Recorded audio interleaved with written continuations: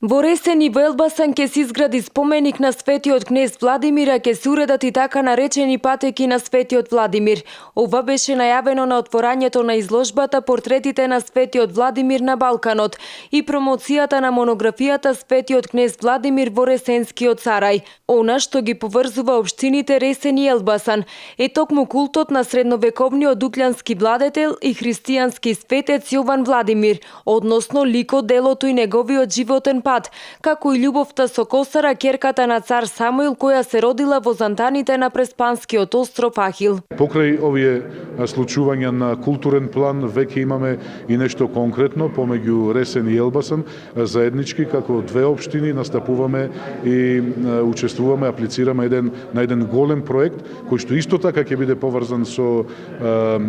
патеките на животот на светиот кнез Јован Владимир, меѓутоа ќе опфатат конкретни активности, конкретни мерки, изградба на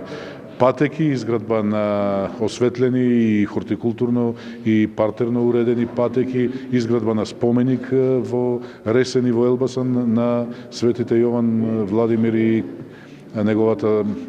Косара. Активностите се дел од воспоставената соработка во областа на културата помеѓу општина Ресен, Црногорската општина Бар и општината Елбасан во Албанија.